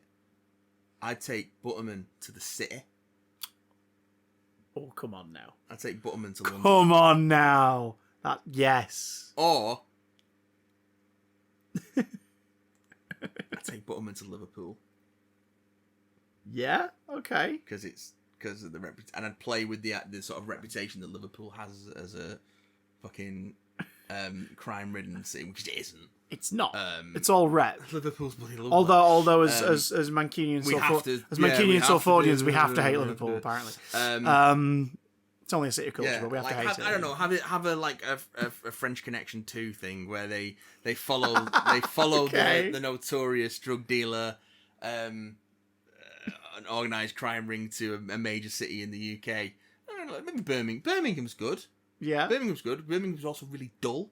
So, it is. Sorry if you come from Birmingham. So that would be a sort of, oh yes, you got Butterman being like, this is amazing, it's a huge, cool city, I've never seen anything so big. And Angel, who's from fucking London, is just like, this is fucking dull. This is fucking, what's this village called? Sanford. This is Sanford with taller buildings, like. So yeah, Hot Fuzz could and totally no work. swans. No swans. But no, I think a sort of 28 weeks later companion to Shaun of the Dead, which is holy shit. Picks up on some of the ideas from the first one, but evolves on them and leaves it in an even bleaker place. Wow. But again, is as much as Shaun of the Dead is about growing up and letting your childishness go, as simple as World's End is, it would be more about letting your and developing on a theme that you do see a little bit of in Shaun of the Dead, letting your parents go and becoming your own people. Okay. So it'd be a story of adolescence into adulthood. Yes. In the more literal sense this way, yeah. And who do you bring back? Peg. I mean, there's not many left at the end of Shaun of the Dead, to be fair. Obviously, Peg and Ashford. Really, really bring back Lucy Davis. I'd have to. Well, she's in the shrine in the film at the end. Dies in the shrine, but on the DVD extras, there's an animatic bonus scene showing that she survived. I would have her be the crazy survivalist who who helps Shaun and Lizzie's kids do the sort of post-parent death next bit before sacrificing themselves. She's gone from being a drama teacher to a grief counsellor. Yeah, before sacrificing. Well, obviously a very drama teachery grief counsellor. Yeah, okay. Before sacrificing themselves, so the kids can make their sort of final escape. Obviously to no avail because it's a zombie movie. It's it's got a bleak ending. But do we go Walking Dead? Has she got David's zombified head in a jar? No, she fucking hates David. That's true. But she's got. Maybe she feels sorry for him though. But she's got his leg in her belly. She's got his leg hung above the door. Oh, you know what? Like a wooden leg belonging to a man named Smith. You'd have to do you'd have to do a callback to the Mirror Gang gag with Jessica Hines' group. Yeah. Siobhan's group. Yeah, Siobhan's kids. Okay. Just a bit more well-to-do. Yeah. Or maybe it is. Maybe they meet up early on. Okay. I mean, maybe get Jessica Hines in it is always a good idea, to be honest. Get Jessica Hines in there. It's always a good idea, regardless of context. Good luck. Because none of that other group survived, did it? It's implied. It's implied she's the only one who survives it. Yeah. At least somebody made it, or whatever it is. Yeah. It's like, oh shit. Yeah. Okay. Which again lends to how wonderfully bleak things get in these films when the stakes are introduced. Yeah. So I think that's what I'd do. And then if I was to do if I was to, there's easy top there. I was expecting that. World's End, sequelize that, it would be basically Monty Python's Mad Max. So very British Gary King as the Road Warrior, but replace the sort of the V8 Interceptor with the Beast. Yeah, okay. I mean, to be fair, that sounds a lot better than Monty Python's Mad Max would be. Well, yeah, I suppose. Everyone went woke, and now the world's gone broke. Well, yeah, apart from that, yeah, we're not doing that. Oh, you either die a hero. Good Monty Pythons. Yeah. It's just starring Palin. It's just Palin and Eric Idle can do the music. Palin. Palin just sitting in the corner, very, very nicely going, yes, this Having a lovely time. I think I'm going to put this in my next travel Michael Palin travel documentary set in the world of Mad Max. That'd be magical. One of the cameos should be Michael Palin doing a travelogue of post-apocalyptic Britain. Congratulations. It's not happening, but I just wanted to give you a handshake. So yeah, I think World's End is a simpler one to sequelize, but I think Shaun of the Dead is a more interesting one.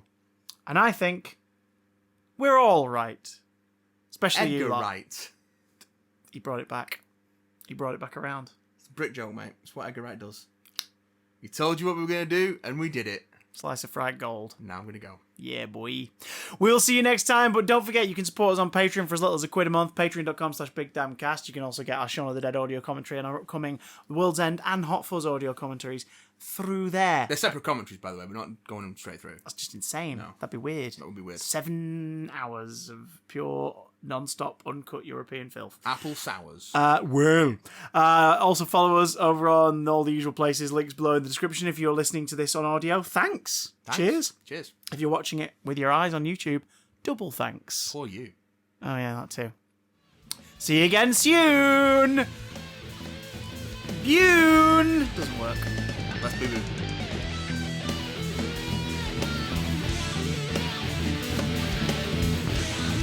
Once again, a special thanks to all of our patrons, but an extra special thanks to Big Damn Ultra fans and executive producers CDM and Lewis Palmer. We'll see you all again very soon.